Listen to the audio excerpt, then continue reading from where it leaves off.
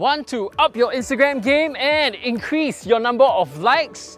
In this episode, we bring you to some of Singapore's latest IG locations here at Jurong Lake Gardens.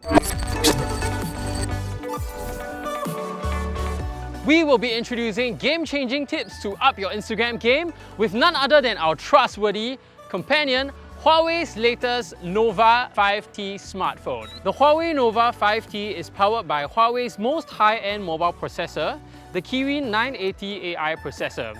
It also features a gorgeous rear 4-camera system. Let's go! Fun fact!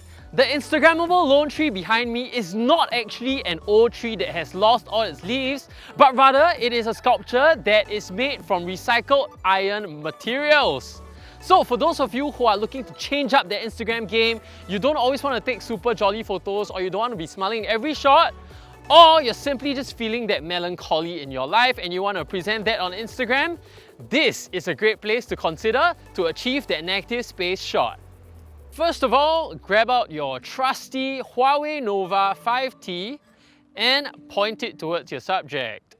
At this point, you realize that it's probably too high, so you want to come down lower and point it up at your subject so you can achieve more negative space in the background against the sky. For a negative space shot, you want to achieve 2 or less subjects in the photo against a white background because that will give you a more melancholy feel. One good way to make your Instagram account stand out from the crowd is to deviate from the normal selfies, group shots kind of thing.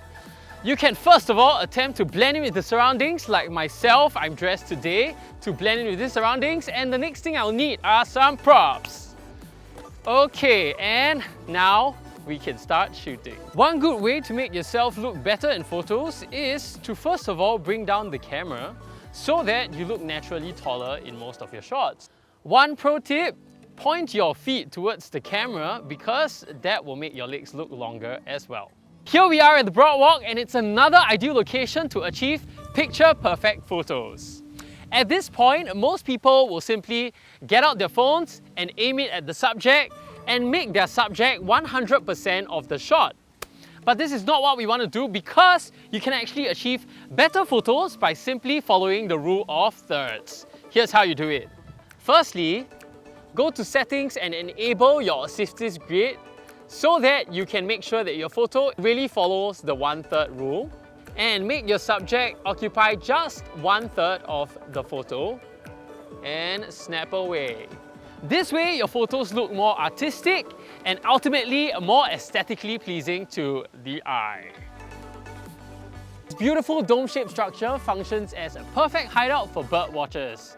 It also happens to be a multi-purpose area that can help you achieve 2 ideal photo opportunities. The first one being leading lines, and the second one utilizing the structure behind me to add that something extra to your otherwise typical photos. In order to achieve a leading lines photo, it will be good if you can place your subject in between 2 lines that converge so that you will bring the viewer's attention towards your subject in a very artistic manner. Now we go on to how to pose in order to achieve maximum picturesque results. With this beautiful structure behind me, the most logical thing to do would be to ascend it. So after I've ascended, the next thing I should do is to maximize every single one of the limbs that were given to me. A pro tip would be to utilize the ultra-wide lens on your phone, such as the Huawei Nova 5T, to achieve dramatic effects up close. Now we go on to how to look smaller in photos, which I know some of you out there want to achieve in every shot. So a good idea would actually be to sit at the corner of the picture and let the magnitude of the structure make you smaller, but at the same time not take away the attention from you in your photo.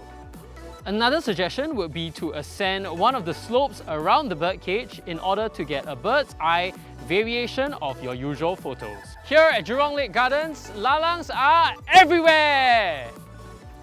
And with so many lalangs at your disposal, there's only one thing you can achieve, and that is Dreamy Bouquet shots.